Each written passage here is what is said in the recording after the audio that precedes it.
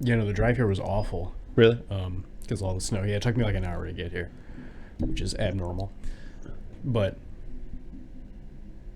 at one point I was on, well, the street's not important, but I could see like behind a Wendy's. Yeah. Just this big flash of green and blue. Transformer popping. And I was like, what the fuck? What in the Michael Bay? What the fuck? And then like I drove around it and like was like stopped at the light and looked at it, and I think what it was, because I couldn't really tell because it was snowing quite a bit, was someone hit a power line or a transformer. I couldn't tell, and there was just like flames coming from the ground. Yeah. And I was like, oh my god! And then it blew up again, and like did it blow up purple? I wish, but it's a callback to James Bond. Anyways. That's literally what I thought was it blew up purple the first time I saw it. Yeah.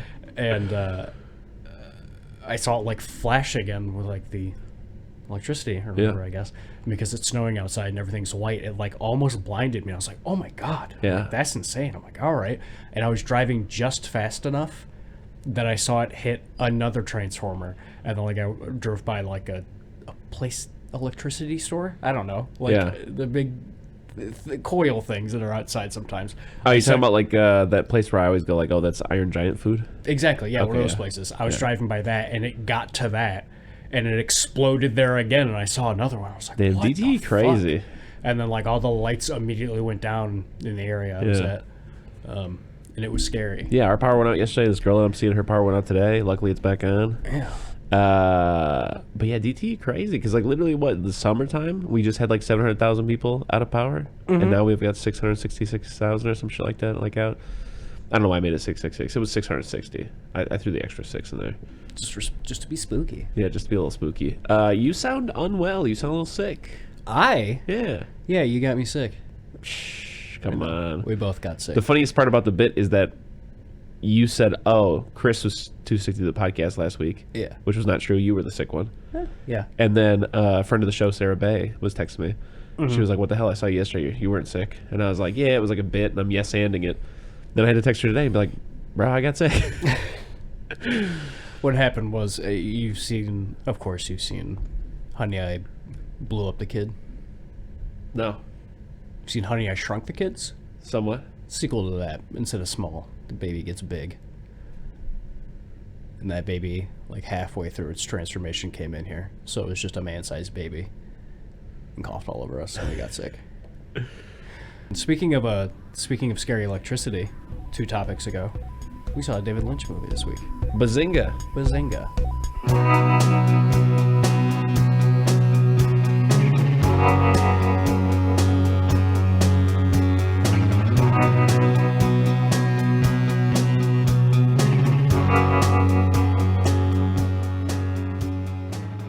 Eating Soup Alone is a podcast hosted by me, Christopher Crumley, and co-hosted by Nicholas Johnson.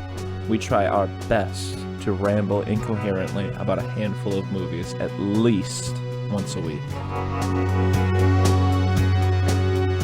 And it's been quite a while since we see these films, and also I've got Dayquil and NyQuil up in my system.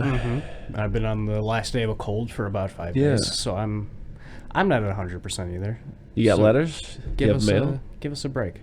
I'm giving you no breaks. Where's the letters? Where's the mail? I've got bad news, worse news, and good news. All right. Give it to me in ascending order. So you know how lately I've been like really into like community theater around the area and stuff like that. And I was auditioning for Death of a Salesman. Yes. And? Yeah, I was going to be Willie Loman. I was very excited about it. Yes. Turns out I hadn't been practicing my sides. It was the Lost Highway letter. So bad news, I lost that letter. Aww. Worse news, I ain't gonna be Willie Loman. Oh. Good news, I have the letter memorized. Oh. All right, recite. Lost Highway, 1997. 7, I think. Oh, I know. I have it memorized. Okay. It's a film directed by David Lynch. Doubt. I'm hitting X on that. And it's about a man who plays saxophone.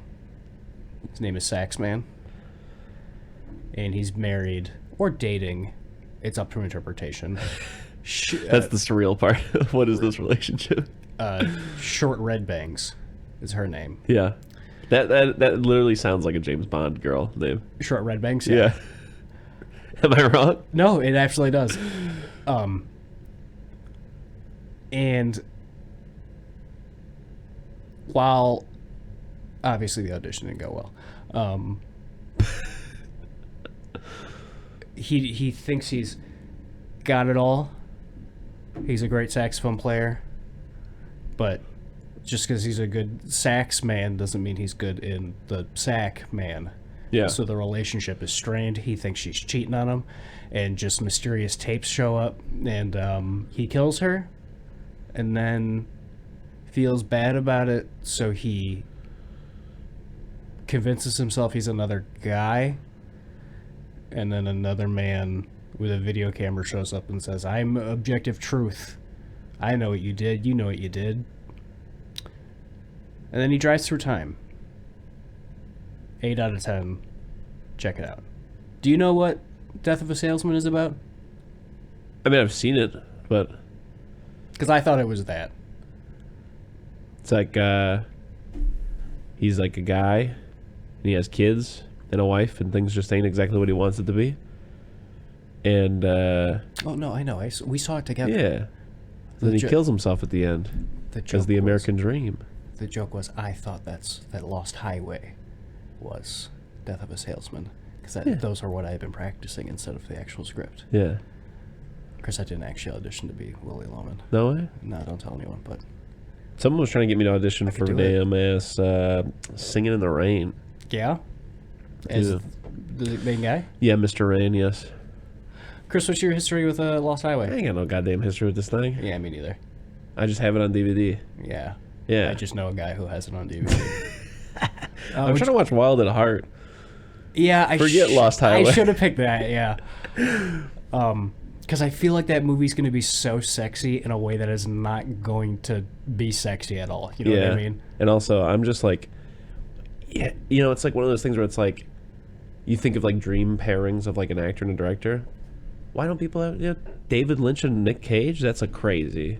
Yeah. You know, what could be going on in that film? What could be going on? We'll have to For wait better and see. or worse. Cliffhanger. Did we talk? Oh, yeah, we did mention that I'm sick. I'm sick. Did you, What's your history of this movie? the Death of a Salesman thing? Yeah. Yeah. It's a pretty good bit. I just have, Dayquil brains. Well, you're also... Playing Mancala on my phone? Yeah. I was, yeah. I'm sorry. What'd you think of The Lost Highway? This one I actually genuinely thought was okay. Yeah, same. I don't think this is one of my favorite Lynch movies. It actually kind of like... It felt like it could almost be one of the many, many plots happening in like season 3 of Twin Peaks or something. Mm-hmm. I think it's the most season 3 Twin Peaks movie I've seen of David Lynch so far. You get what I'm saying? I do and I don't. I just feel like it has like B plot. The whole thing has B plot energy. Okay, I get that. Yeah. It does always kind of feel like you're going to get to something better after this scene. Yeah. And you never really do. Yeah. It's so hard with a David Lynch film to explain why I don't love it. Yeah. Because it's all in the eye of the beholder and whatever. It's just, if I don't get something out of a David Lynch movie, I can't explain why. And I didn't really get a lot out of this one. Can we run them down real quick? Let's just off the rip. My ranking is probably going to be, for now, from what I've seen, Blue Velvet. Then, what's that one we just watched? Mulholland Drive. Obviously, you love it, yeah. And then Elephant Man. You put. Wait a second. Yeah, I'm forgetting Eraserhead. So yeah, let's go. Blue Velvet, Eraserhead, Mulholland Drive. Put Twin Peaks in here somewhere, as a whole. That's number one obvious. Okay, sorry. So anyways, Blue Velvet, Eraserhead, Mulholland Drive, Elephant Man. I guess Lost Highway, and then Dune. I think that's everything we've seen so far. I haven't seen Dune. Oh. I think we watched it together, but we were like day drinking with friends. I wasn't there. You weren't there. You weren't there at the time. It's so fucking funny. I don't think I'm tripping. I really don't. There were 2 separate times where I was like, and scene. And then it kept going. Like I did that as a bit. I was like, and scene. But I meant it genuinely, which is funny because I think it is supposed to be like 2 or 3 Dune books in the series smashed into one movie. Oh? And so at least from my memory, my experience watching it the one time was like, there's like an hour in, you're like, oh, that was good. Oh no. And then you hit the joystick and you're like, there's 2 hours left. And then an hour later you're like, oh, that was good. From what I know about Dune, Yeah. I think Dune is 2 or 3 books smashed into one book. Yeah. And I'm sure you didn't see the new Dune, yeah? Mm-mm. I did. And it is like fucking 3 hours long. Yeah. And it is a third of a movie. Interesting. So they went the opposite direction. Exactly. Yeah. And people are like, oh, it's so good, and like it's gonna be fleshed out into like 5 movies, and that makes me so mad, Chris. Yeah. Because that's not what a movie is. Yeah, Dune is not like objectively like Schindler's List or something like that, but it is like if you wanted to see David Lynch make off-brand Star Wars. I want to see David Lynch make on-brand Star Wars.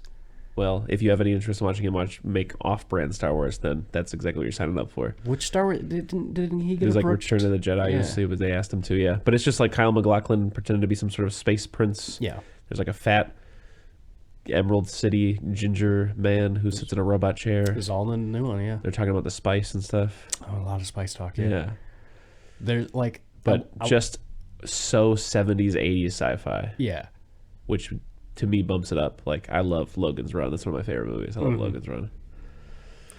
I watched the new one with my dad, and there's like a part where the king, Oscar Isaac, I think, is like talking to like some guy he's standing next to, and the guy's like eyes flutter for a second, and he goes, "Oh, this is what this other country's like imports and exports and gross domestic product is and stuff like that." Like, it just has all these facts on it, and my dad's like, in the book they explain that there was like way in the past there was like an AI robot uprising, and so they don't have computers in this world anymore. People are just genetically bred to have specific kinds of minds. So like, okay, like an engineering mind or like a Cardi mind. Like that man's the calculator brain guy. Yeah. And I was like, show me that movie. That's way more interesting than Timothy Chalamet being sad. Yeah. I don't even remember what it's about. Anyway, Eraserhead, Blue Velvet, Mulholland Drive, Elephant Man, Lost Highway. Okay. Actually, do I like Blue Velvet more than Eraserhead? I feel like I remember more of Eraserhead, but I feel more fondly about Blue Velvet. Interesting. Yeah, I think Blue Velvet is my second favorite thing that David Lynch has done besides Twin Peaks. I really like Blue Velvet. All right, so Lost Highway. Let's just hop into this.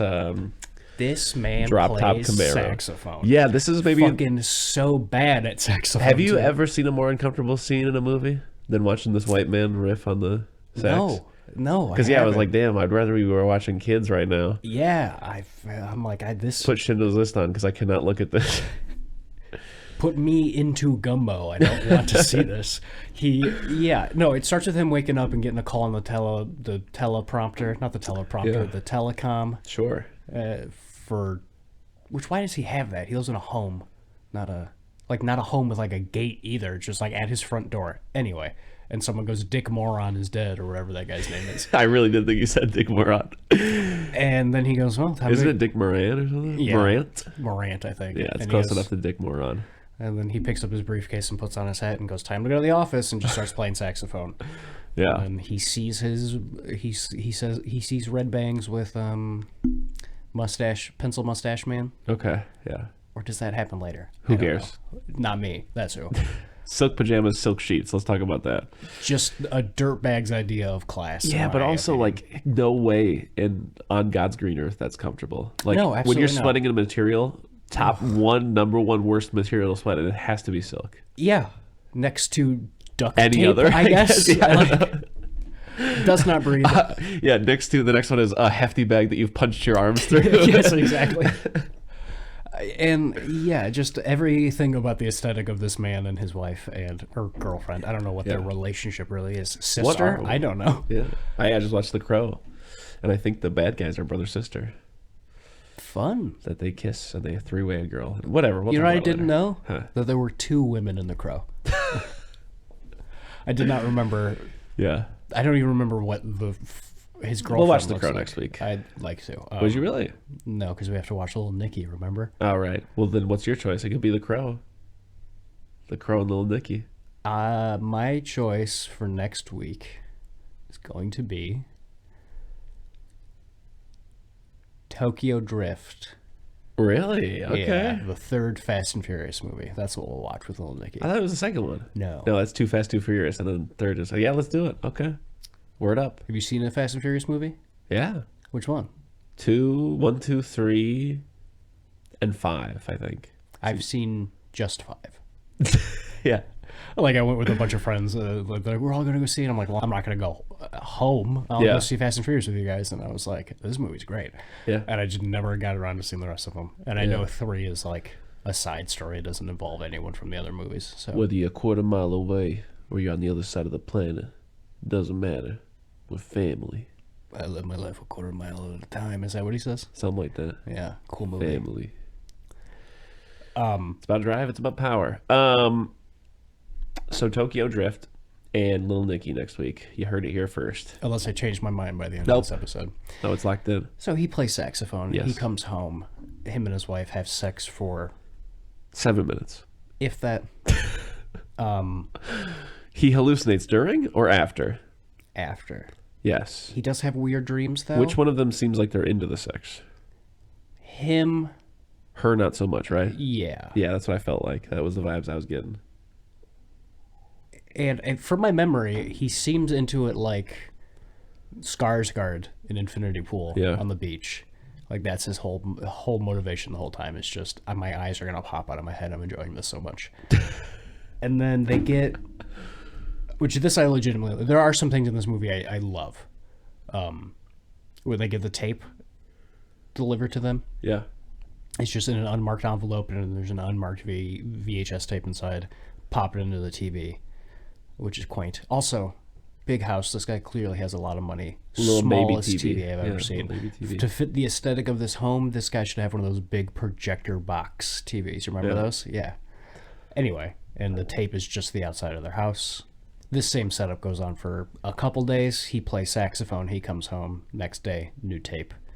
This one is the inside of their house now. They call the cops. Cops come over and go, "You a musician? What do you do?" And he goes, "I play saxophone." And they go, "We no longer have respect for you, sir." And you got a camcorder around here? He goes, "No." And Red Banks goes, "He doesn't like camcorders." And the cops go, "Okay, why?" Not asking as a cop, just human being to human being. Yeah. Odd thing to say. Yes. And he goes, "I like to remember things how I remember them." Yeah. Oh, Not yeah. as That's they an are. L. That's an L. My man whipped out an L of his pocket. He pulled out an L. And unfortunately, I think that's the point of the movie. Really? Yeah. Because I think, Oh, is the point that like camera's bad, memory good? Is that what you're saying? no, I think camera good, memory bad. Ah, okay. Which is fine. Yeah. It's the lay wrong generation take that I have a problem with. Yeah. Do you know that, Camera bad. Do you know That's that bad David take. Spade has a book called Polaroid Guy in a Selfie Generation? Actually, I feel like I have heard that before. Fucking this guy. I have That makes no me want respect to- for David Spade anymore just because of that. I'll never see Joe Dirt again. That's not true. That's not true. That's going to be the week after Little Nicky. You heard it here first, folks. I got till the end of the episode where you might do a little Nicky and Joe Dirt. You like to see homos naked? Excuse me? You like to see homos naked? Is that from Joe Dirt? Yeah. Because that guy's like, homos aren't going to make it. And he's like, you like to see homos naked? I remember now, yes. Yeah. You know that like romantic idea of like at night, like two lovers who aren't next to each other or who are like miles apart, just being like, look at the moon. You and I'll look at the look moon at the too. same moon. And we're looking at the same moon. I always attribute that to Joe Dirt because I know it's in Joe Dirt, but it's like, I think a romantic thing that's been around forever. But anytime I see the moon, I think of, hey, maybe Joe Dirt's looking at this moon. Maybe David Spade took a break from his memoir, Polaroid King in a Selfie Palace. But he's still writing. He's putting it out in chapters. They go to a party at Mustache Man's house Cool. where, It seems like she and him are getting it. Oh. yes, I'm pretty sure they are. Yeah. I'm going to say definitively Yes. the definitive cut of the film, there is penetration. And then the best character in this movie walks up to Saxman, the mysterious man. Mysterious man, yes. Yeah. We've met before, haven't we? At your house. I'm there right now. Call me. Pulls out the world's largest cell phone. The world's first cell phone. Love that. I saw someone posted that on Twitter not too long ago, and I watched it, and like it sent a shiver up my spine. I was like, we gotta watch Lost Highway, and unfortunately, that's 4% of the movie. Yeah. They go back home and hump. Yeah, but then he starts having visions of murdering her violently, and then it hard cuts to him being beaten up for doing the crime by cops. He's getting like beat up by cops, isn't he, or something? He like sees her and he looks at her, and her face becomes Mysterious Man's face. Yeah. And then it's the next morning, and he gets a tape, and he puts a tape in and doesn't call for her like he does all the other days. Yeah. He just watches it by himself, and it's like him sitting with her, and she's in two pieces. And then it's him getting beat up for the crime. And he's in jail. And he has an aneurysm and sees he doesn't really have an aneurysm. He just has a David Lynch dream sequence and sees a house blow up in reverse with Mystery Man inside of it. And then he wakes up and he's a new guy. And everyone's like, what the fuck? You're not supposed to be in this jail cell. What are you doing? Get out of here, young man. Can't remember this actor's name. Neither can I. I'll call him Young Sax. Which would be... No, that'll be confusing because he's not a saxophone player. The young man is what we'll call him. He's a cool greaser with greaser friends and a Gary Busey dad. And also, every third time I see him, I think for a split second, I'm like, man, you're almost... I want you to be Elijah Wood. He's almost Elijah Wood. Yeah, like very almost. Anyway, he just fucking is living his life, and he's a mechanic, and he gets picked up by... Kind of give me T2 vibes. Yeah. He seems like a little bit older. Yeah. Connor. I get that, yeah. You know what I'm saying? Like, he just lives at home, no big deal, doing his thing. Fixing cars from mob boss Robert Loggia. Yeah. Classic tale here. This is kind of a Pulp Fiction-y arc. Yes. It's like a young guy who's got like a, connected boss coming in. He's got connections. He's hooking up the mechanic. But then he's like, uh-oh. Boss man, mommy. Hottie. Baby want milky. Mm-hmm. Yes, and his boss is Richard Pryor for some reason. Oh, yeah. That's so sick. Yeah. Yeah. My favorite part of the movie. Love it. Big respect to Richard Pryor. I love Richard Pryor.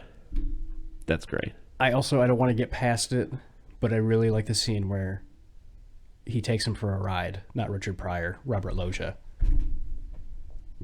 And that guy, like, tailgates him. And so he rams him off the road. Yeah.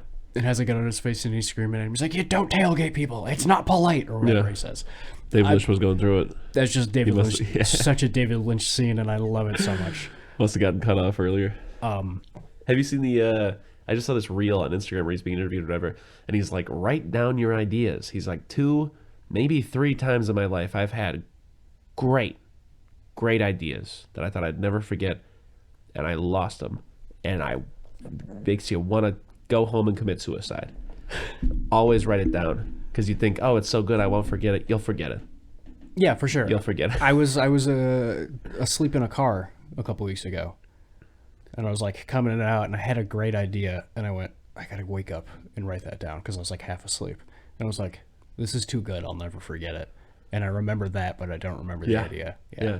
What a cruel joke. Yeah, what a cruel joke. You always remember that you forgot the best thing you ever thought of. Brains are just the absolute worst. They're just the dumbest shit ever. Yeah. They're... I don't even want to don't even get me started on brains, Chris. Don't even get me started on my idea for Shazam, but for movies. Do you want to hear my idea I came up with? I thought of the other day. My elevator pitch for an Adult Swim show. Sure. Cartoon. Yeah. This guy, he's an attorney. Okay. His name is Red Bangs, let's say. All right, yeah. He's a nice guy. He's a good guy doing his job. He's an attorney. He's down on his luck, kind of. His business isn't doing great. He's on the phone with somebody complaining about his life falls in a manhole cover and dies. He wakes up. He's in hell. He's like, I definitely shouldn't be here. This Ugly Americans? Are you describing Ugly Americans to me? I've never seen it. Okay, keep going. And so this guy's in hell. And he goes, I shouldn't be here. And the people in hell are go, yeah, that happens sometimes. Sometimes you kind of just get lumped together with people. You're a lawyer, so that's probably what happened. But you can fill out a form, and we'll see what happens. It'll, bureaucracy and stuff like that. It's a lot of red tape. It might take a while. Yeah. And he goes, well, how long? And they're like, we have no idea. But while you're down here, you have a job, like everyone down here does. You, attorney up there, attorney down here. Okay. And like the gist of the show is he has to defend people in hell who have put in the same form that he did. Yeah. He's just so far back in line that they're like, oh, you'll do this while you're waiting. And so he has to just like episode to episode be the lawyer for just like notorious awful people from history. And he's arguing that they should be in hell or they shouldn't be in hell. Shouldn't be. Because he's their lawyer. Yeah, okay.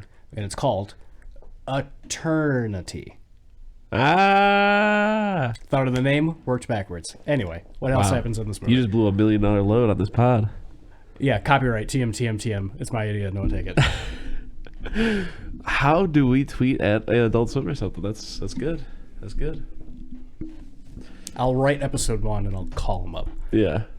All right. So anyways, then we watched this movie on Lost Highway. He does this for a while. He's like fixing cars. He does sex to both his girlfriend and mommy. Yes, mommy is also red bangs, but she has white hair now. She does porn. Mm-hmm. For money. There's a scene where he does give her grief for being a sex worker. Yes. Says that she's too good for that. She comes up with this elaborate scheme of like, oh man, we're gonna take the money and run. Because Robert Loggia is onto them. Yeah, because he keeps showing up and he's going, hey, that's my girl. If anybody was to put their dick inside of her, I would kill that guy. He says, unlike good ideas, I'll never forget this. Yeah. He says, I would take this gun and I'd stick it so far up his ass that it'd come out his mouth and I'd shoot his brains out. Yeah. And I thought, well, if the gun's coming out of his mouth, you wouldn't be able to shoot his brains. That's true. Anyway, that's very true. And she's like, yeah, I know this guy. He's got a lot of money. I'll go over there, distract him, wink. Yeah. You come in, take the money. We get it the heck out of the Dodge. Yeah. And they do so. Yeah. He shows up. Mustache Man is there. He's the one. It's the one that he thought. He's the one that Sax Man thought was banging Red Bangs. Yeah. And he comes in and they have a struggle and he throws him into a coffee table and he lands on the corner and it goes into his head. Yeah. And he's dead. Gross. And he's like, oh, God, we killed him. And she's like, you killed him, honey. Yeah. White-haired Red Bangs goes, you killed him. And then he looks at a picture of her, but she's standing next to Red Bangs. And he's like, what? And he also has a migraine aneurysm where he's just walking through hallways and shit. Yeah. I like quite a bit. That part looks good. Prior to the walking through the highways, this is my favorite bit where like he's like sneaking in the house and the porn's being projected. Yeah. They struggle and he falls and something very violent happens. And then he says like just that line of like, oh, we killed him. Whatever. She's like, you killed him. Like that whole stretch is my favorite part of Lost Highway. Yeah. It gives me like Boogie Nights Doc Ock scene vibes. Like just that thing where it's like just weird. Like he shouldn't be in that house. Mm-hmm. There's porn. Someone dies. Like just that whole like it's just oozing with like tension of like, what a bad situation to be in, huh? Yeah, it's just got all those like on their own, everything that's happening here would be a nightmare. Bad, but altogether they're a nightmare. Yeah. And he wakes up, he gets out of his and now he's first man. No, not yet. He like stops freaking out. He's got a nosebleed and he walks up to White Bangs and she goes, stick him up, and she points a gun at him and he's like, ooh, what? And she's like, nah, I'm just kidding. And then they drive for a long time and they drive to the house that explodes backwards, which I love. Looks great. Reminds me of the little shack that guy lives on the beach in Scooby-Doo 2003. The voodoo guy yeah gives me Skull Island vibes. It does. Yeah. And they're like, nah, no one's here, let's have sex in front of our car in the desert. Yeah. And they do that for a long time. Uh-huh. And when they get done, he's Sax Man again. Yeah. And she's gone. And he goes into the shack. And video cameraman is there. And he goes, what is your name? And he goes, car guy. He goes, what is your fucking name? And he goes, I'm Sex Man. And then they pick up Robert Loggia from a hotel. Okay. Who's having sex with Red Bangs. And they put him in the trunk of the car. And they drive him somewhere. They slit his throat. And then he talks for a while after that, which is weird. And then Sax Man drives to his house, pushes the intercom, says Dick Moron is dead, and runs away.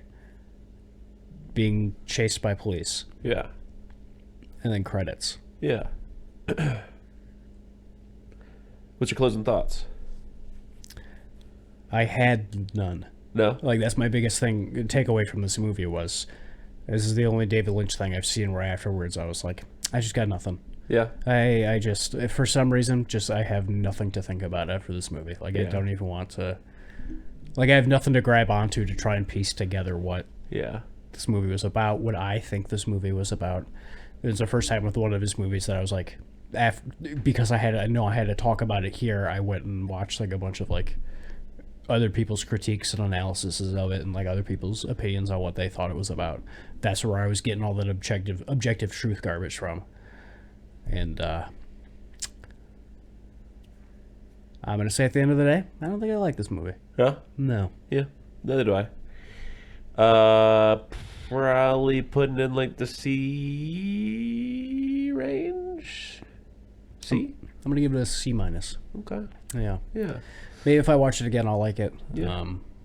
Later down the line. Yeah, there's certain things I like. Like I said, I like sue me if you'd like, because online I can tell you it's the least favorite of anybody who's a fan of Twin Peaks.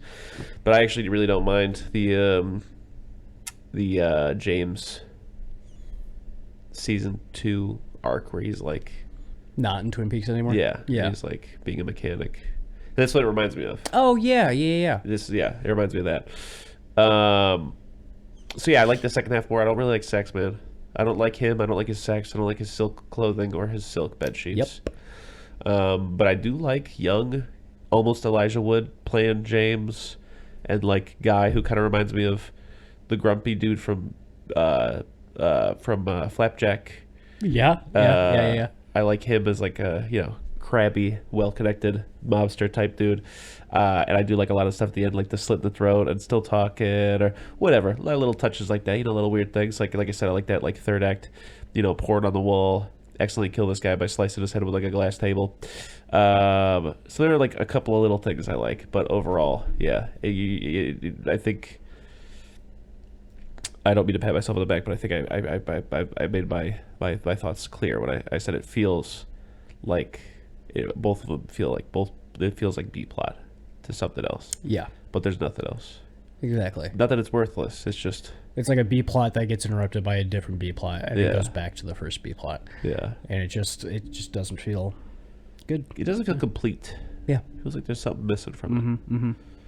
Feels like there's something missing from it. So yeah, so that's that. Yeah, we watched another movie. And I get that vibe from a lot of David Lynch stuff where like when it's over, it doesn't feel like it should be over. Yeah. And it's not over until I like fully think about and digest it. Yeah, I mean, we've talked about that before. I mean, even Blue Velvet, when I first finished it, I was like, like probably B+, but the more I think about it, I'm like, no, that's like for sure my favorite David Lynch movie, and I like it a lot. It's a personal favorite of mine. Same thing with Mulholland Drive. When we finished it, I was like, meh. It wasn't, but like I said, I think it might be like my second or third. Yeah. Other than, also pause. Is that a big message you're sending? Or is that a big message you got? I don't need to know who from, but you sending that big message? I mean, I got things to say sometimes. Okay, all right. Okay. It's not to me, is it? It is. Oh, really? It's the next letter. Oh, okay. God. Damn. All right. You know what I'm saying? Like, if you saw me typing that shit up, you wouldn't be like, what are you doing, brother? You know what I'm saying?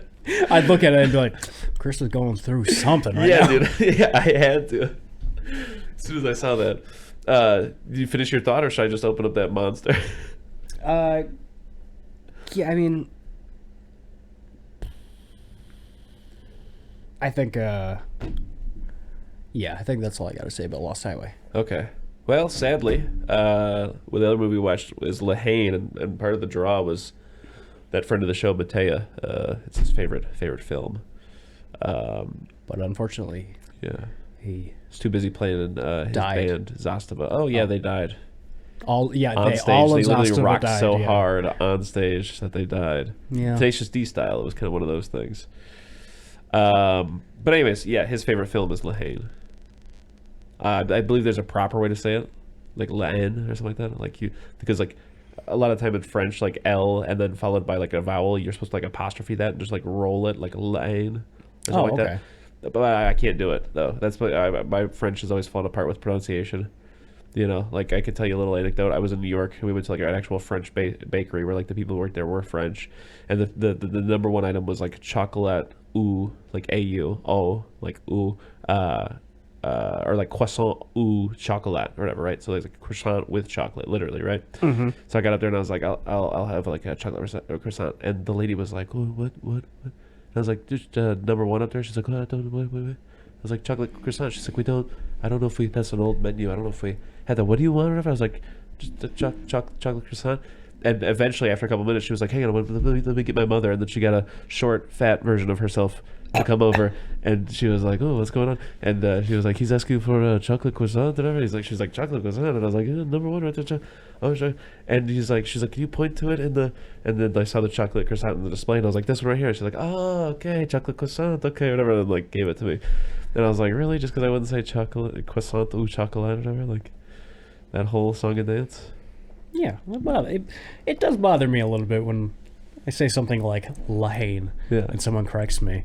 Like, that's not how it's pronounced in French. It's like, but I can't do it. But hey, I'm guess sorry. what? I have an incredibly thick American accent. That's just how it's coming out right now. I'm sorry. And you know what? In this moment, imagine, it's like one of those things where it's like, I wish this was a teachable moment that I could give to somebody who like makes fun of like someone who's got like a thick like Indian accent or something like that. You know what I'm saying? Yeah. That's kind of what I'm relating it to, but I was trying that's what I'm trying to relate it to as well. Not saying that like our struggle is as bad as that. Exactly. What I'm trying to say is I wish that there was a way that I could like give that to like my uncle. You know what I'm saying? I don't actually have an uncle but I'm using that as a hypo. Yeah. Like I wish there was a way that I could just be like, hey, how about you think about that sometimes? Yeah, exactly. Yeah. Yeah. But hey, was nice enough to bring us his cool Criterion copy of this film. Yeah. So shout out to you for that. And we watched it. And, a letter. 1 second. But before that, we have Mahjong. All right. Did I talk about, when I came back from Louisiana, did I talk about feeling bad and, like, noticeable around people with a bunch of, like, thick Southern accents? Did we talk about this? Elaborate more. Like when I was in the South, and every time I go to the South and I'm speaking to a lot of people who have thick Southern accents, I get really self-conscious because I feel like they're going to hear me and I don't talk like that, and they're going to go, you ain't from around these parts. Uh-huh. And it's like, because when I hear someone with a thick Southern accent talk to me, it hits me and I go, whoa, that's thick. Yeah. But do you think that happens with them? Or do you think they don't pay any mind to the way we talk because we sound like TV? It reminds me of a bit I remember hearing. Like someone said something about like I can't remember if it was California or the Midwest. I can't remember which, but like they're like, oh, you have such like a thick like California or Midwest accent. And he's like, what the fuck do you mean that I speak clear and concise and articulate in a way that people could understand? Is that what you mean, or something like that? Yeah, like having a California accent. It's like, hey, you know who lives in California? Everything I watch on TV. Everything I watch on TV, and everyone from the United States moves to California. Yeah. So yeah. God, I wish I could remember who said it or something like that. But yeah, like it's always been burned into my head because it's like, I know that I have some kind of accent. I know you do. I know everybody I know does. But it doesn't sound that different from like TV to me. Yeah. You know what I'm saying? Yeah. Like I remember, like I have family in Ohio, and they always give me and my family shit for, especially O's. Like we had a friend named Josh. They were down there and they went, Jash. That's how you guys say it, Jash. Yeah. And down in Ohio they go Josh. And I was always like, okay, yeah, and thinking about it like, okay, yeah, just differences. We have like slightly different accents, but I thought, no, You guys are wrong. Except for here, I've never heard anyone pronounce O's like that. Yeah, I thought that this was a your family thing, but apparently it's an Ohio thing to pronounce. Yeah, O's Josh like sounds that. like it's on its way to being like Josh. You know, like Yeah, exactly. Yeah. And they're right. I definitely say Josh with an A. Josh. Josh. Peter Griffin. Yeah. All right. La Haine is a 1995 French film that follows 3 French youngsters hours after a French riot. French tensions are high due to French police violence, and our main character, French Fred, has been hospitalized after being horribly injured while in French police custody and may not survive to see French tomorrow. Racked with French guilt and racked with French guilt and one more time. Racked with French grief and anger, one of our protagonists finds a gun and French vows to shoot a police officer if his hospitalized French friend doesn't find it. Cigarettes are smoked, drugs are sold, and hilarity ensues. 9 out of 10. Très bien. Chris. Yeah. What's your history with La Haine? Damn ass, my good friend and friend of the show, Will Lorenz, has a t-shirt that says it because he likes it. And also, Matea is always... Can't get that guy to shut up about it. Yeah. No, he really is always just like, you never told me anything about it. He just always says it's his favorite.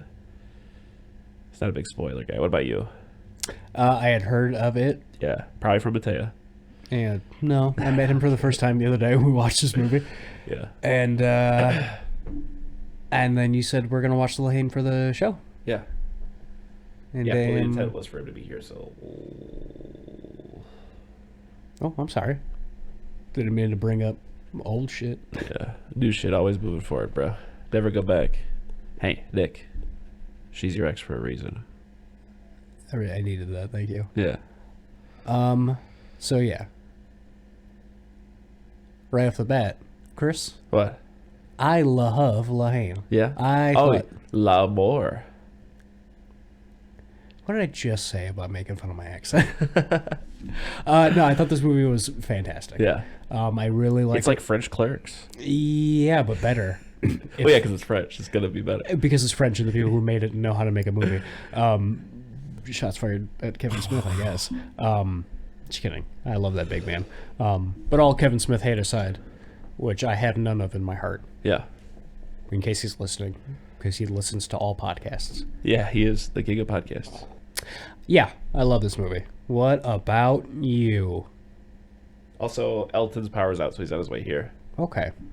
And I just asked him for a Mucinex. Okay. Anyways. And tell him to text me with updates, because I'm taking your phone for the rest of this episode. No! I'm sorry. It's Elton. Put it in your pocket? It's in my pocket. And it stays in your pocket until the end of class, all right? Honest. I don't need any promises. I'm the adult. I'm the teacher. You're the student. You listen to me, okay? I'm sorry. When that bell rings, you can do whatever you want. But while Okay. you're in this classroom, Crumley, you play by my rules. All right, what's the last thing you said before I started texting about Mucinex? I don't know. Something about Kevin Smith, probably. Yeah. Oh, how do you? Did you like it? Did you like it? This movie? Yeah, I liked the Haine. Yeah. Cool. That's at Mattress Man. We'll see you guys next week with Tokyo Back Drift. to my phone. No, yeah, it's interesting to see that, like, even across the pond in the 90s, everybody was just obsessed with this idea of, like, yo, my dudes, but just a day in our life. Like, as a movie. Yeah, it is. You're right. It is. It like is. Gummo Kids, let's take some Spike Jones movie or Spike Lee movies. All right, we're gonna take that again because I can't keep mixing those two up.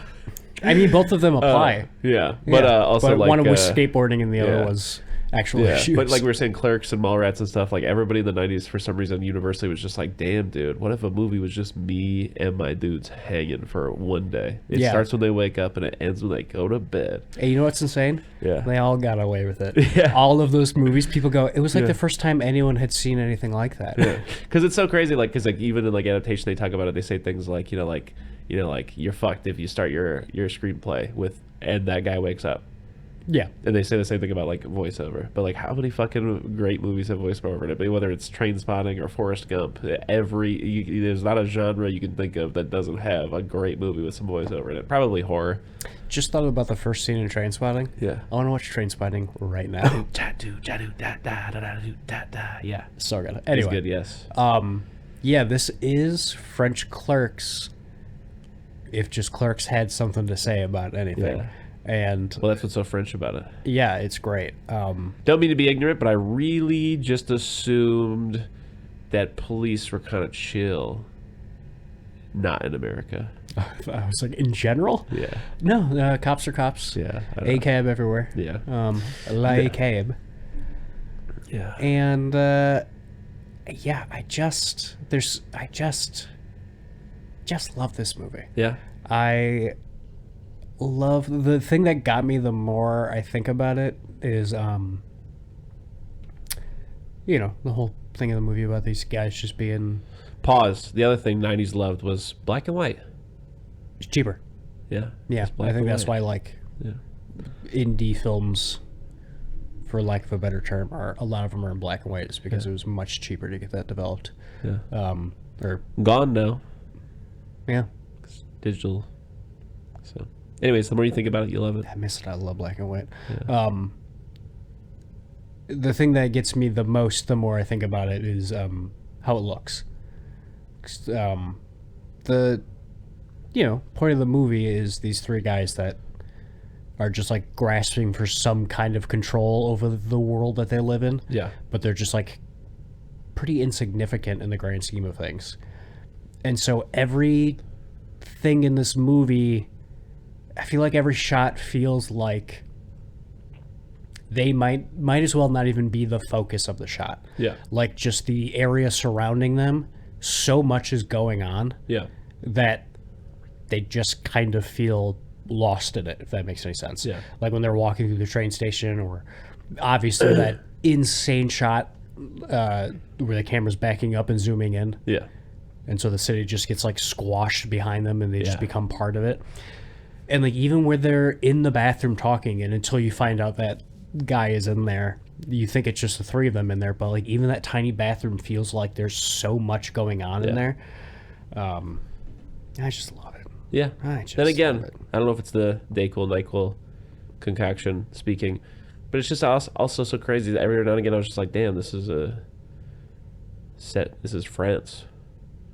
Because you think like baguettes and and it's just like, no, it's also just police violence and dudes who found a gun. Yeah, exactly. Also, I love that. I love when a movie, the stakes of a movie are in a place where if a gun is introduced, it's like, oh shit, like Yeah. just a gun Yeah. that you don't even know has bullets in it or not. Like Yeah. I love that. Like when the stakes of a movie are there. Like and I love that in this movie. Like every scene that happens in this movie, even if this isn't the point of the scene, in the back of my head, I'm like, okay, but one of them has a gun. Yeah. And it's just great. I just love this movie. Yeah.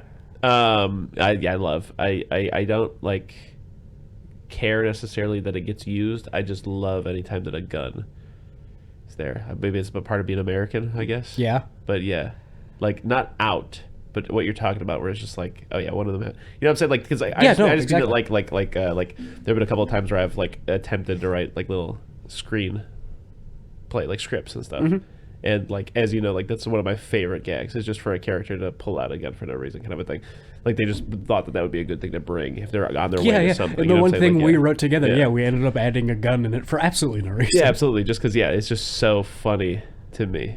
It's just funny. Yes, I agree. It's really funny. But I feel Gun is so funny. the exact opposite way about Haine. Yeah. It's like there's a lot of situations that they're in where it's like this could go bad in like a lot of I'm very glad they obvious have a gun. ways. But also, he's got a gun, and that adds a lot of another layer to it. Yeah. So we've touched on the fact that it's French. We've touched on the fact that it's black and white. We've touched on the fact that it takes place in a day. There's a gun. There's a gun, yeah.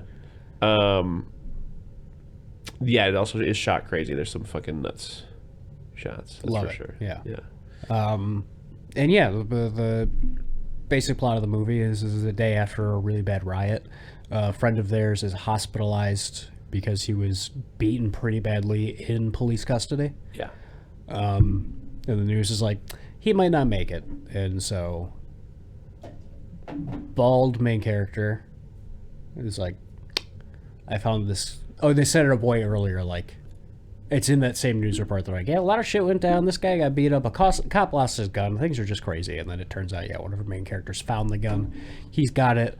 And then it's literally just them kind of bumming around for a day. And they get, like, lost. No, they miss their train. They get arrested and then they miss their train. So they're just out all night. They run into a gaggle of characters. It feels almost impossible to go, scene by scene in this movie. Because it is just dudes fucking around. Yeah. Anything stand out to you, though? Yeah, I mean... Just go start rifling them off? First thing I remember... I remember the beginning. The guy opens his eyes and he spray paints the truck, and then he goes to Bald Friend's house. Yeah. And he's yelling... Just in the middle of the apartment square, getting yelled at by another guy, like, hey, come on, what the fuck, what are you doing? But when he wakes up, Bald Friend is wearing a Spider-Man shirt. Yeah. And I just went, Spider-Man. Yeah. To myself. And then, like, 2 days later. There's a lot of Yo Mama jokes in this thing. Yeah. This thing is packed to the brim with Yo Mama jokes. 2 days later, someone sent me a TikTok. The caption on it was like, me to all my friends anytime Spider-Man shows up in a Spider-Man movie. And it's the person going, Spider-Man, guys, it's Spider-Man. Guys, look, it's Spider-Man. And I was like, I did that during Lane. Yeah. And then they get with the guy who owns the gym. Huey? Herbert? Starts with an H? Can't remember his name. And then there's just like an insane oneer after that, where they're just walking through like 6 blocks, it feels like. And there's just a shot there where what's the first guy's name? It's like Said, something like that. Yeah, something like that. Yeah. It's Said and Bald Friend, whose name I don't remember, and they're talking, and they stop so the boxer can like do a drug deal with someone else. Yeah. And they stay in focus, and you hear them talking, but the drug deal is in the front of the shot, and that deal is kind of just framing them, and it's just really nice, especially you set that all up in a big oneer. Yeah. And then the scene continues to them going up onto the rooftop and stuff like that. Yeah. Obviously, there's the guy in the bathroom. Yes. Love that guy. The other guy talking about how his buddy was too afraid to shit in front of his friends, and then the train stopped on its way to like a concentration camp, right? Or something like that. A work camp. Something like that, yeah. And he went to go shit in a bush, but then the train took off without him. And he keeps like pulling up his pants and having to let go so he can try to hop on the train. And they're like, did he make it eventually? He's like, nah, my friend? No, he died. And I love that he leaves and he goes, yeah. Why the hell would he tell us all that? Yeah. There's the scene that Mateo pointed out is the scene from the end of Boogie Nights with Alfred Molina. Yeah. Where they go and see that guy. That's to get some money back from, I think, like he owes... Yeah. Not Bald Man or Boxer. Third Man. He owes Third Man money. And they sing for a little while? Yeah, and then he does a Russian roulette thing. Yeah. But it was a gag. He actually didn't have any bullets in there. But yeah, it's still like... But Bald Man took it way too serious. But also, come on. Yeah. Like, as he should have. Yeah. Yeah. And they leave, and like, because he's been trying to get this money back from so many different people this whole movie. And they get chased by the cops and stuff like that. And they get arrested. Yeah. And Bald Man runs. And I love when they finally, like, I don't know, 45 minutes later in the movie, all get back together. They're like, how much money were you trying to get back from them? And he's like 500. He goes, 500,000? He goes, no, 500. He goes, we did all of that for $500? He goes, it's a principle, man. Yeah. My favorite scene in the movie is when they're hot wiring the car. Yeah. And the drunk guy shows up. He's like, my wife's divorced me or whatever. Like, who gives a shit? Get out of here. He goes, no, you're doing that wrong. And they're like, get the fuck out of here. And he's just standing there and they're yelling at each other. And then when the car gets started and the drunk guy stops, he's like, yeah, great job, guys. There's a cop over there. Yeah. Great. There's a bunch of just classic stuff in there like that. Absolutely. There's also the whole thing with the Bald Man. He's happy to have the gun. He wants to kill a police officer if the man in the coma doesn't make it through the night. Yes, exactly. And then the boxer is like, bro, no. Breed begets breed, begets hate. I mean, breeds hate. It all breeds and begets. Yeah. Hey, listen, man. Breed hates breed. yeah. Hates breed and breed and yes, hates. Lahane breeds. Hates. Lahane. Hates. And he's like, yeah, you're a pussy. I'm gonna shoot a cop. Yeah, I'm gonna shoot a cop for sure because it's a really hard thing to do. I don't want to be hard. Yeah. Yeah. And he doesn't, and he can't. Oh, he gets stopped by those neo-Nazis. Yeah. Played by the director. Fun fact. Thank you, Matea. They beat the F out of him. They beat the fuck out of him. He's like, I'm gonna shoot you. I'm gonna fucking shoot you. Yeah, but he can't. He throws up instead. Because he's not hard. He's soft. He's a softie. But we love him for it. There's also that scene where he hallucinates shooting a guy through a window, a cop. Yeah. That's a good scene. I like that. See, this is why I wish Mateo was here, because he says he's seen the movie over 20 times. And he watched the little documentary on the... Yeah, we've seen it. We've seen it once each. It's great. It's good stuff. Yeah, I do wish someone was here who knew anything about anything. And I do also like there's like an element of good time almost, like where like the two friends get arrested and just bald man is left because he like runs off. Mm-hmm. And then like they like are sent to prison. They actually do get beat. Oh yeah, they get tortured. Yeah, they get fucked up, and they intentionally get let out after the trains that would take them back to their town and stuff. But then when they're in the train station, bald man's there. They're all together, And then there's that big climactic end scene.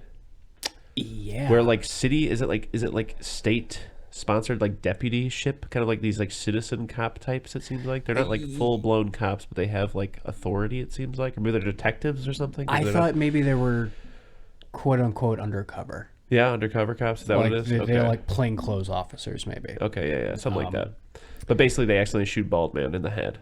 Yeah. And Boxer has gun now. And I love when it happened. I was like, this is like an episode of Curb Your Enthusiasm, because when those cops pull up, they go, "Oh, you guys were on the roof yesterday," and it's like, "Oh, right, that happened at the beginning of this movie," and it felt like a Curb episode where like a bunch of inconsequential, seemingly unrelated things keep happening, and then at the end they all come together. Yeah, and our main character dies. And yeah, your Boxer picks up the gun, points it at the cop. Yeah, zooms in on. You get 2 shots. Yeah, zooms in on the third man. Yeah. As he closes his eyes. Fun. Movie starts with him opening his eyes, ends with him closing his eyes. How did they get away with it in the 90s, Get away with what? It's like what we were talking about earlier about starting your day. With like the day actually starting kind of things. Yeah. What else? I feel like that's not... All kinds of stuff. There's the world is yours, and then they spray paint over it and they make it ours. N-O-U-S. Yeah, that's great. Yeah. Use. It's also fun that works in French and English. Yeah. There's that helicopter question mark shot? Yeah, kind of sick. With the DJ? I got no idea how they did that, because I don't think this movie doesn't feel like it has a budget for a fucking helicopter. And that's another example of just like little ways where it feels like very, like so many times in the 90s they made movies that were just like screenshots of, like I said, like, man, I just want to put my friends in them. So there's like little tagging moments or little breakdancing moments or little DJ moments that just I forgot about the breakdancing stuff. Yeah. It's great. But how did they get the helicopter shot, Chris? That's what I'm on about. I don't know. Because it's like in such an enclosed space too. It's like between a bunch of buildings. You wouldn't be able to get a helicopter in there. This is 1995, so there are not drones. Answer me. Okay, he's shaking his head back and forth. You know what I want to see, speaking of drones? Huh. Prometheus. Michael Bay's Ambulance. What? It came out a while ago. Never heard of it. It stars Jake Gyllenhaal, and it's called Ambulance, and like the title, it's in white, but the L.A. in Ambulance is yellow. Okay. Because it's in L.A. I saw a bunch of, obviously, trailer short and stuff like that. And I was like, well, no, I'm not going to see that Michael Bay piece of garbage. And I saw someone talking about it the other day, and they kind of sold me on it. Yeah. And I kind of want to see Michael Bay's Ambulance, because it was during the pandemic, and you know how all pandemic movies are like, it takes place in a house, because this is what we could do. Michael Bay's pandemic movie looks like a Michael Bay movie, but there's a lot of drone shots in it. And I think we've talked about this. The magic of a helicopter shot is gone because we have drones. And so anytime you see a drone shot, it's just kind of boring. Very boring, yeah. Because I've seen 1,000 of them. Don't Michael like it. Bay hired like a professional like drone racing champion to come do it. So the drone shots are like that. They're like a big sweeping vista like over a city, and then it just like hard turns and starts going down the side of a building, and then hard turns and goes this way, and it looks like a shot that would be done like it looks like the opening of Fight Club, you know? Yeah. It's like going up and down the buildings and like through the floors and stuff like that, but it's real and it feels real because it's with a drone. So instead of using a drone the way people have been, or like as a helicopter, it's just like, no, what can we do with this new device that we have to make movies? And it seems very cool. And I think I got duped, and I think I might think that Michael Bay is a good filmmaker, and I want to start watching more of his movies. All right. And I feel dumb. Well, gratata. Is that your new sign off? No, I was just saying that that's cool. We should wrap up Haine, but yeah, I mean, I just have nothing to. I don't know. I've seen Transformers. I think that's the only Michael Bay joint I've probably seen. Got to be honest with you. You ever seen Bad Boys? No. You ain't seen no Bad Boys 2? I think I've seen some of Bad Boys too. You haven't seen Men in Black? Yeah, I guess I've seen Men in Black. That's Michael Bay. No. Okay. Lied. But You saw Friday the 13th, 2009. He Oh, produced yeah. that. Yeah. I was also hearing something else because I was completely unrelated. I was like doing a dive on some Friday the 13th stuff because I just can't get enough. You poisoned me. Apparently that new one, produced by Michael Bay, the director of that movie, like, I think you can find a quote from him just being like, yeah, I just don't like nudity in movies. Like, I don't think it's necessary. And I don't think it ever adds to anything. Yeah. And there was no nudity in that movie. And then Michael Bay came in and went, hey, this is a Friday the 13th. People want to see titties. Put titties in this movie. Yeah, A24 is also working on their little Friday the 13th series. It's coming out. Are they? Yeah. Series? Yes. Like series of movies or TV show? TV show. It's like a prequel. Huh. Yeah. So our script's done for? Or Jason and the Snow script is done for? Yeah, I guess so. Dude, I've been having so many good ideas for a Friday the 13th movie. And this is the first I'm hearing about it. Yeah, because I didn't want to bother you. You've been sick. All right. Okay. Like, hold on. I wrote a few down. Okay. Well, in the meantime, Haine, classic. Oh, yeah, sorry. Aesthetically beautiful. It's a thinker. It's a laugher. Yeah, I'm giving it a solid A. I like Haine. Yeah, I'm going to give Haine an A as well. Yeah, Haine, thumb up. Thumb up. It's another one of those movies. You know honestly, I'm going to go as far to say 2 thumbs up. Yeah. It's one of those things where, like, you know what's crazy is, like, I feel like the only way I can truly, fully appreciate a film is if I'm watching it just dog ass alone. Yeah, I get that. Yeah. That's how a movie hooks you. You watch it alone. I felt that way about Haine while the 3 of us were watching it. Yeah, so I felt like I was watching it alone. What could it even be alone. like when you're alone? Yeah. Who the hell knows? On it.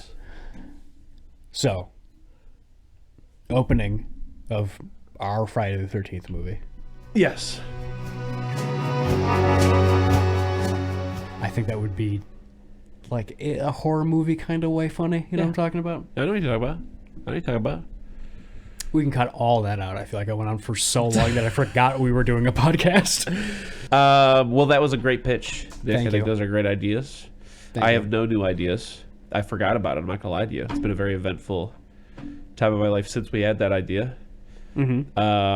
And yeah, I haven't thought about it in so long. Not to say I don't value it. It's fun, and I would like to get around to it. Just started thinking about it the other day. So Yeah, which, like I said, I think is so odd because, like I said, I've been thinking a lot about Friday the 13th over the last week. So that's funny. It's very funny. Yeah, cut all my stuff out of it because we're gonna write this, and I don't want anyone stealing it. Just like your eternity. I pitched it to him yesterday. Yeah. All right. Well, good night, sweet prince. Or no, that's not what I say. Thanks for showing. No, that's that mattress man. Next week we're watching Little Nicky and Tokyo Drift. Word up. Are you really? Yes. Yeah. No fucking way. Yeah. Oh man, what the hell? You can be there. Yeah, I will be. I fucking love both of those movies. Or do you want to do? Are we doing awards next week? Or do you want to do it the week of the Oscars?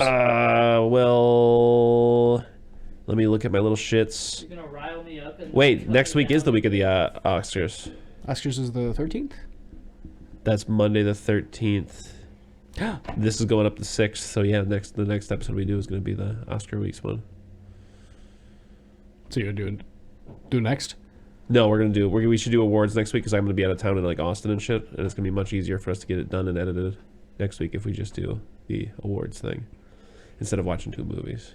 Yeah, so we're doing awards and then Tokyo Drift a little bit. Yeah, so 13th on the books is we're doing the Soupies. Yeah, I didn't think about it. There's no way to say it out loud, but I wrote down ESL awards. Yeah. The ESA awards. Yeah.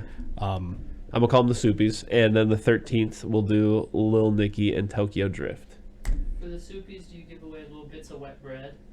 We're going to give away bread bowls. We're giving you moist oyster crackers, yeah. Okay, for sure. I'd like that. And I think my idea for it is we start at January 2022 from the movies we saw from then until... And it doesn't even have to be like releases of this year. Yeah, just movies that we saw. We've seen through 2022. All the way until Haine. Yeah. Because I don't give a shit. Fuck it, it's our show, we'll do it. Yeah. And... maybe next year we'll do it in a more sensible place. But no, it's Oscars week. Fuck it. Yeah, it's Oscars week. We'll do Oscars week every year. And I think it'd be fun. Yeah. We vote on every category. Uh-huh. But, as you know, there's 2 of us. Yeah. So we have to come to a conclusion on every single one. Yeah. And if this episode goes on for 4 hours, this episode goes on for 4 hours. Yeah, I'll brainstorm some shit. You brainstorm some shit. And then, yeah, like I said, I think... now is it fair game to pull out my That's That Mattress Man card? Yeah. All right. Then I'll pull a gentleman's That's That Mattress Man.